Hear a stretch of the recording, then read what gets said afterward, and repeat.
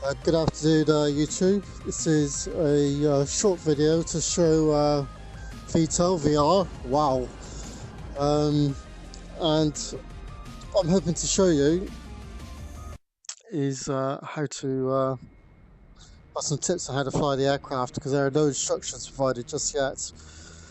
Now, I'm no real expert, but I have discovered some of the best ways of flying this. So let's pop into the cockpit.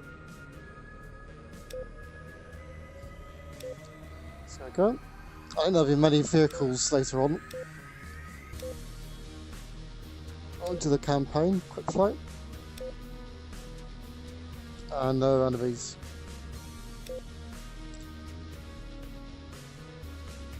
Alright.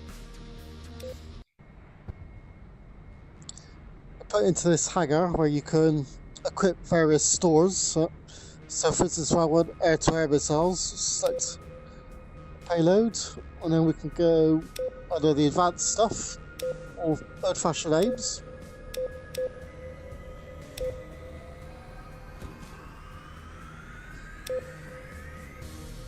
So we'll leave that as it is. And then to actually start flying, we put on the helmet. So here we go.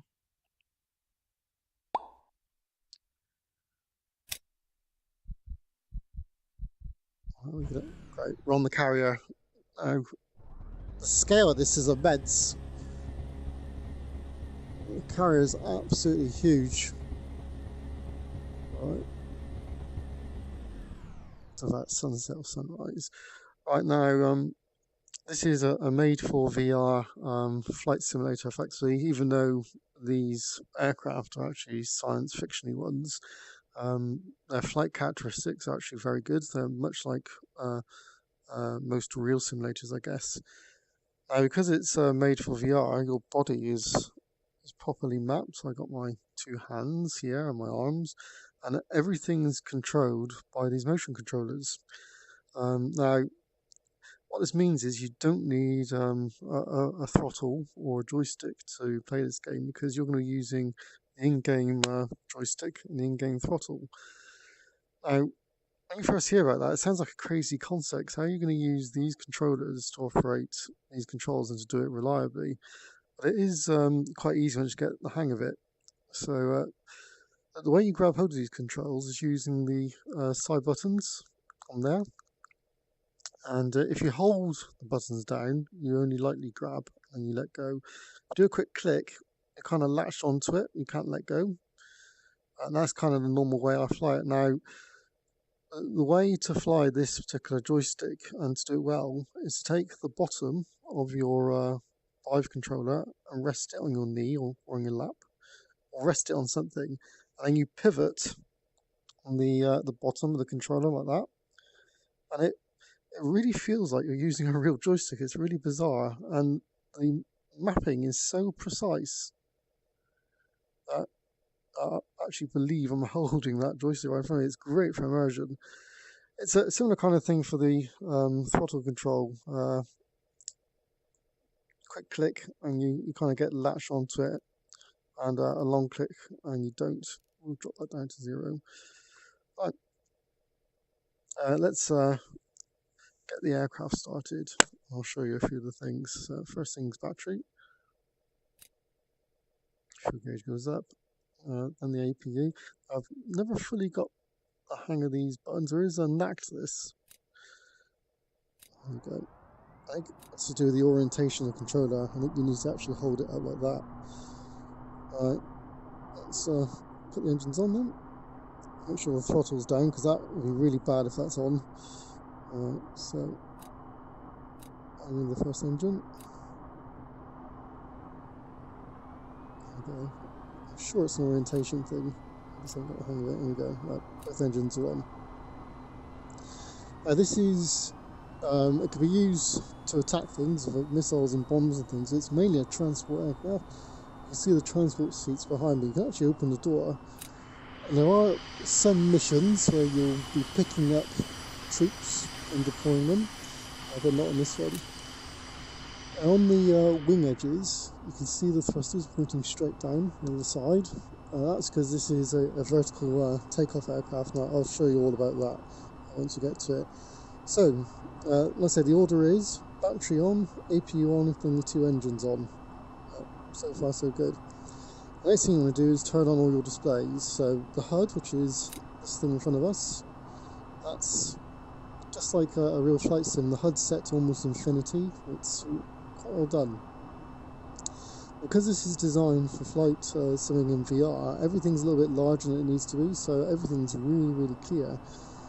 And to turn on these 3 HUD displays, again, you use your hands, and you just rotate these knobs around if I can remember how to do it. There we go. So there's a definite knack to this, and I'm sure I'll get the hang of it eventually. Let's try that hand. Yeah, so you can use either hand. Right. So that's all our main flight bits and pieces on. Now, what I will say is I've configured my heads-up display to use the kind of units that I'm used to. Now, I'm used to other flight simulators of Western aircraft, so I'm used to having speed in knots and height in feet, and you can change that. I believe it's under options. And you change your units here, it's got feet, yards, so forth. I think it defaults to meters and speeds in like meters per second, which I find quite difficult to read. So I actually set that to knots because I'm used to that, and I set altitude to feet again because I'm pretty used to that. Lots of options under this. I normally have one display set to navigation, so I can see where I am on the map. You're in the centre on the carrier. The right hand screen I normally set to the objective, though we don't actually have one because we're in free flight.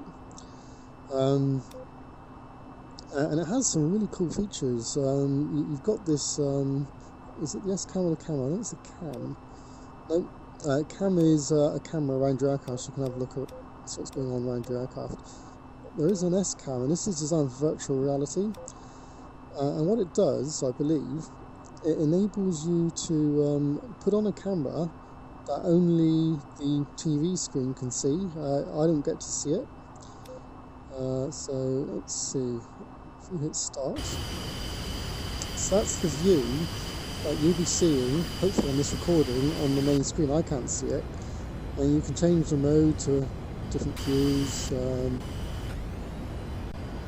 There's a missile cam, change the FOV, auto FOV, spectator cam. So really, really good. You can stop and start that anytime you want. Again, in the game, I'm just seeing the normal aircraft. So let's end that. That was probably a bug because I haven't touched any of the controls. So let's reset that.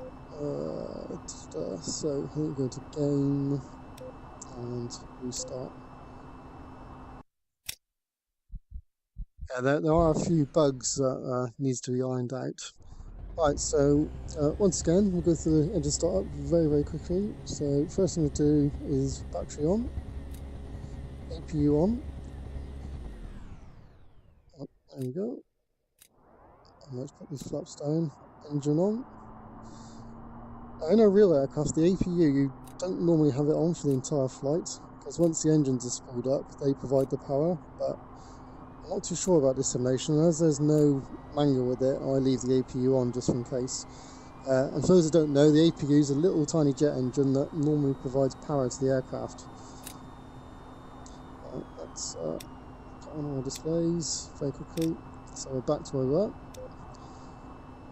Alright, yeah, we've got to objective, but I'm not where it is. Right, it's all pretty good to go. A few other things to note. That's the eject handle, and you will be ejected. You don't use your triggers for that. Everything else here, to press a button or whatever, you use your triggers when it's near a button, and it automatically do the pressing. For holding onto the joysticks, as I mentioned, use the side buttons, and that's what you use to grab hold of the ejection handle like that. And again, you pull and go flying out, and it's quite exhilarating in VR. Right now, I'm going to perform a vertical takeoff. Let's have a quick look around. You can see the engines directly down. Now, before we do that, a quick look at the heads-up display. Some vital information. That box, bottom right over there, really important. That's showing you your joystick position.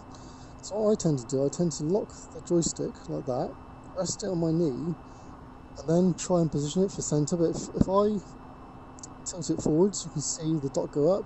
If I tilt it back, so it go down. And of course I can tilt left and right, and you see the dot move wherever I put the joystick. So that tells you whether your joystick's centred or not. Really handy.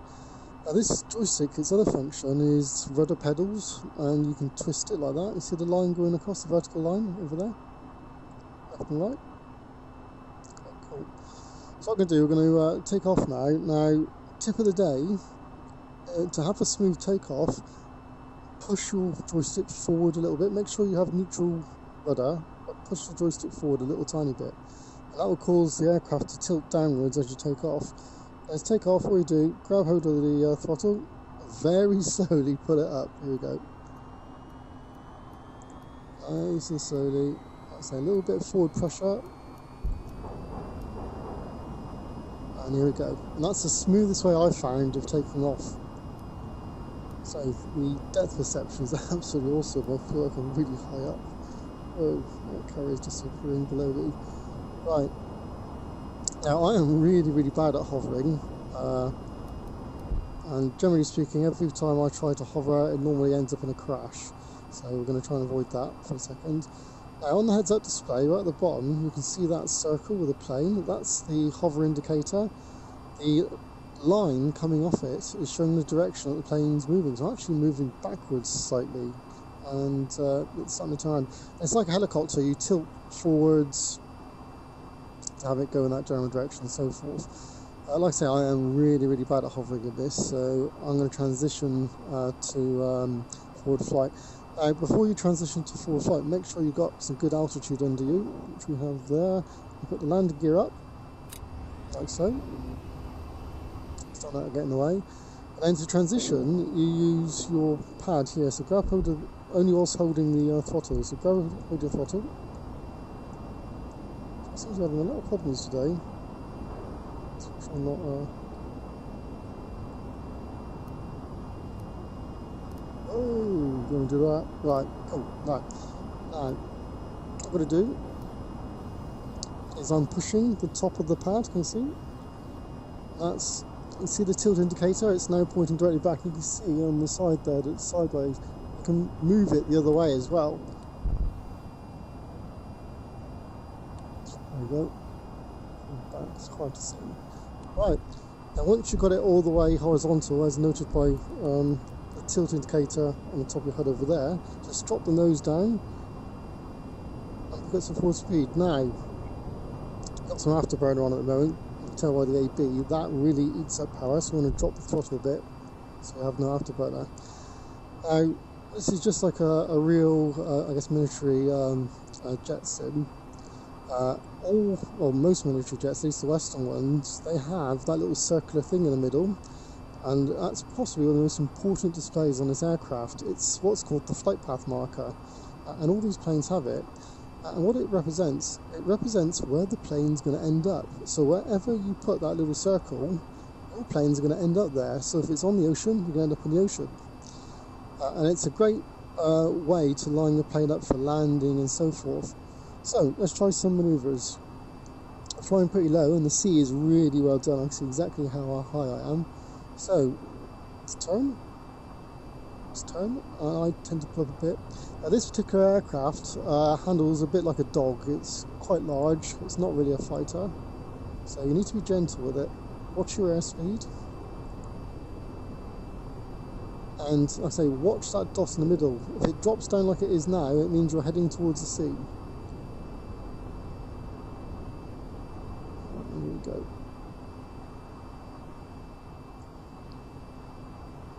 Head towards the land, and I can show you some of that. Now, the full game, you've got numerous weapon systems you can fit. There is a campaign. I haven't started that yet, so I'm busy learning the ropes. There's one or two other missions where you can actually practice against enemies that don't shoot, and then you can also practice against enemies that do shoot. So I'm getting the hang of those first before I go into the actual campaign. Graphics are fairly simple, but you really don't notice it once you start flying. It just feels so immersive. I say that the water and everything else is really well done. I can see exactly how high I am just by looking down at the bottom windows there. It's amazing, the feeling of depth. So there's our carrier just over there, and what we're going to do, I'm going to show you how to land on it, though that might not turn out too well because I don't have much practice for that. I'm just going to quickly show you the terrain. Like I say, it is relatively simple, but it's complex enough for the job.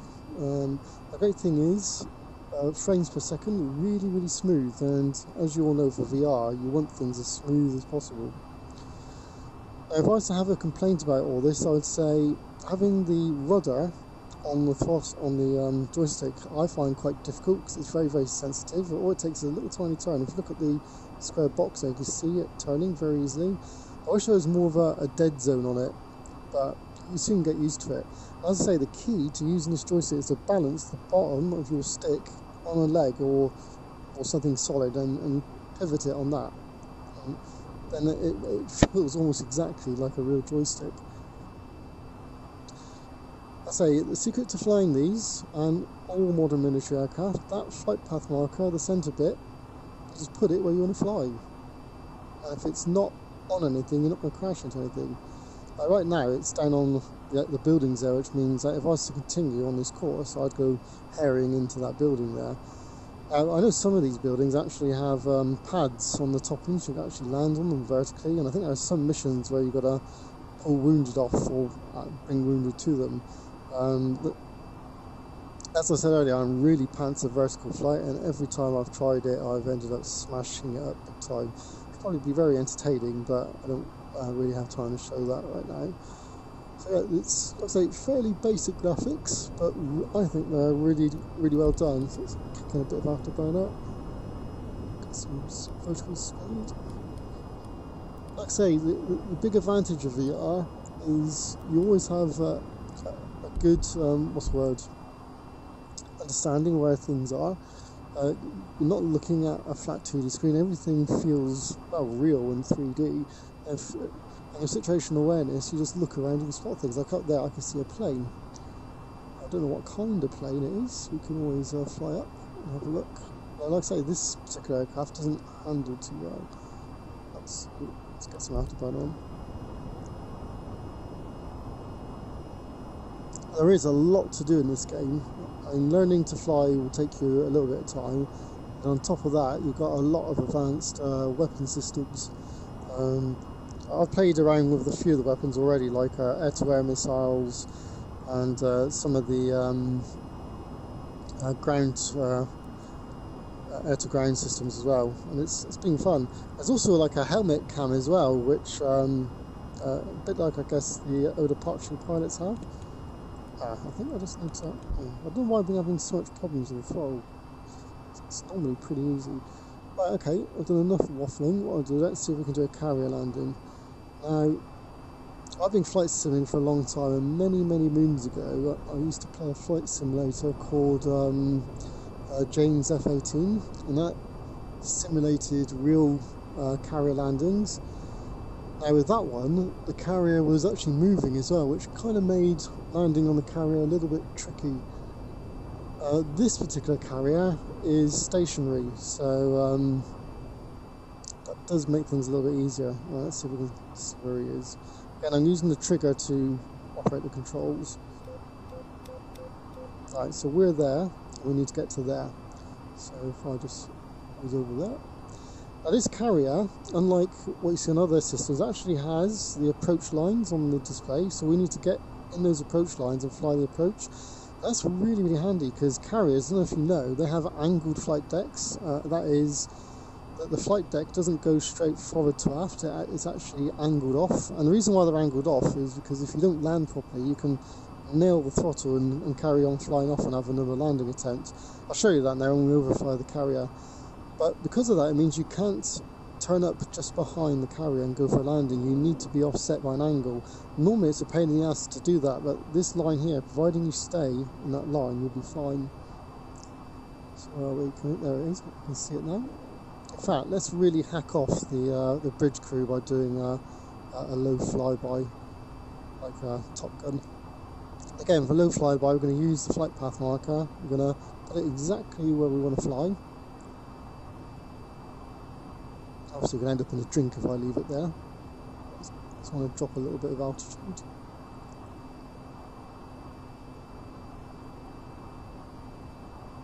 See how low we can go. Hopefully, I won't crash because that would be really embarrassing.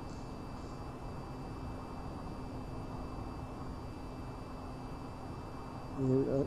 Let's fly next to the bridge and really annoy the hell out of them. So long, suckers.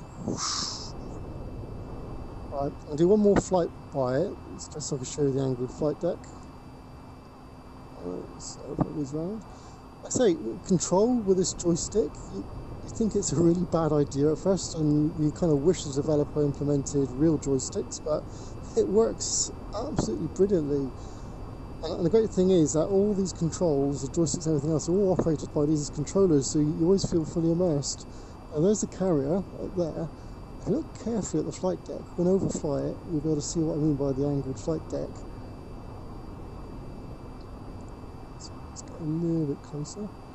So see, the flight deck is angled off. It doesn't go straight from rear to forward. It comes down at an angle. That's what normally makes lining up with a carrier quite tricky. And in James, because the carrier moved, you have to take that into account. And when the flight deck's angled, what it meant is you aimed your plane to the right of the carrier, and by the time you got there, you were in line. But thanks to the wonders of modern technology, all we need to do is get in that groove there, and we'll be fine. Right, so first thing I'm going to do before I forget, you're going to need your landing hook. I believe you only need the cat hook for the catapult, and we're not using the catapult. We're just landing. And that landing hook, I don't know if you're aware of carriers, they have a bunch of wires spread out across the deck. The idea is there's a hook hanging down behind my aircraft, and you kind of do a controlled crash landing on a carrier. That's what it effectively is. And that hook catches on the arrestor wires and stops the plane. At least that's the theory. And we'll find out. Like I say, even though the carrier isn't moving, it's still a tricky proposition, whichever simulator we're in. I think I've only ever done this once on this particular sim, so this might go well, it might not go well. But I'll try and give you my best tips. That's the problem with this not being a fighter, it's very difficult to see on the side. Okay. Right, let's make sure we've got everything going. Right, what we're going to do on the way out is get the plane set up. I'm doing 365 knots, which is freaking fast, so we need to drop that down a bit. Unfortunately, I don't know what the stall speeds are on this, so I know you get a stall warning telling you you're about to crash, as it were, but I don't know when that speed is. So I'm going to aim to drop this down to about, I don't know, 250 knots, and we'll go a bit lower. So most other simulators, if you drop the landing gear flaps too fast, you end up actually trashing your aircraft. Landing gear. Maybe it's right now. Right, so landing gear, put it down. I like to have full flaps for landing. Flaps enable you to fly a lot slower and still have lift. Right, so let's go for this landing. Again, the key to the landing, like all other flight maneuvers, is to follow your flight path marker. We're stalling? No, let's get some power in. Go afterburner, we've got loads of fuel to burn, so it's not a problem. And landing gear. One thing to note, when you're in a landing configuration, this is the same with jet planes in other simulators, the more throttle you give, the flight path marker jumps upwards, so you can see it dropping now as I lower in speed. But if I increase the throttle, watch what happens to the flight path marker. It should climb, there you go. And if I want the flight path marker to drop, I drop throttle. And that's one of your main ways of controlling your descent onto a runway or a carrier. Is rather than using your joystick to move the nose up and down, you actually leave the nose where it is, and you move your throttle up and down to compensate. God, this thing handles really badly. Let's give it loads of welly. We are losing quite a lot of height there. Where are we? Landing gear. Oh, landing gear's down. Alright, here we go. Landing gear. Alright, Landing So gear. now approaching the carrier, I can't see it just yet, but Landing I'm gear. relying on the fact that we're in this blue vertical line. Landing Let's gear. turn that off. Alright, so where are we? As I said, when you go for the landing, you're primarily concentrating on the flight path marker. I'm going to get that on the carrier deck, and of course you're looking at your joystick configuration there. Can we see anything? Not just yet, we're quite far out. There we go. Let's try it in. Again, I'm using this display here to see what I need to do. So it's a great game, there's a lot to do with it, and the developer is adding stuff all the time, and from what I've seen, he's very responsive as well. So how we do? I like to get eyes on the carrier first.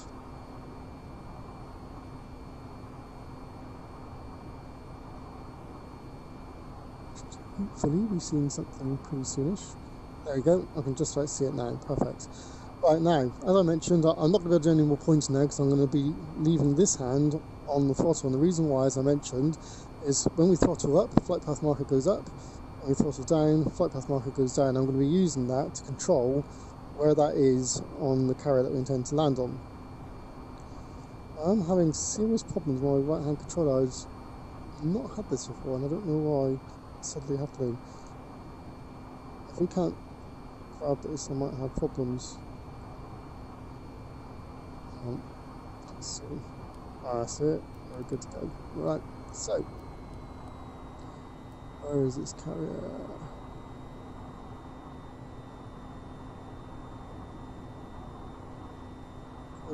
There it is. Right, so now I'm going to orientate my flight path marker. I'm going to try and put it on the carrier. Now, so if this was a simulator like Jane's, where the carrier is moving, you'd actually put the flight path marker over here. And that's because as the carrier moves forward, the angled flight deck ends up moving into the flight path. It's a weird thing to explain without diagrams. This carrier is stationary. One thing I remember from Jane's is always try to approach from a relatively high angle, because if you come in too low, you crash into the back of the carrier. It's much easier to lose energy than it is to gain it on a landing. Right. So I haven't done this many times, so this could all end in tears. Hopefully it won't. Hear me using the throttle there, increasing the throttle to put the flight path marker where I want it. I'm not moving the nose much. I think I'm slightly off. We'll see when we get a bit nearer. There we go. That's not too bad. Alright, so let's get that on the end of the runway. And again, you can hear me adjusting the throttle. If you don't do this with the nose, remove the flight path marker with the throttle. It's your throttle that determines where you're going to end up. And right now, it's telling me that flight path marker I'm going to end up actually right on the end of the carriage, which is where you want to be. There we go. Like I say, it's a controlled crash, pretty much. There we go. Phew, that always scares the shit out of me. Right, so drop the throttle, and what I'm going to do, brakes by the way on this are the trigger button when you're holding this. So if you hold your throttle, and there you go, you can see the brake indicator on the HUD. Now, you can actually lock the brake by keeping the brake on there and pushing this brake button here. That's important, because if you don't do that, the brake has a habit of, the aircraft has a habit of rolling off, which on an aircraft carrier you don't want to do, you go flying off. Of course, we can retract the hook and retract the flaps, and I can let all our terrified passengers out the back. So that's it for this quick demo. Hopefully I've explained enough about the plane and how to use it. So I might as well enter an ejection sequence to show how that works, but it's really exhilarating in VR, and again you use your grip buttons on here. So here we go. Hasta la vista, baby. Whoa! Wow. Yeah, that's pretty cool. Right, thank you for watching. Bye.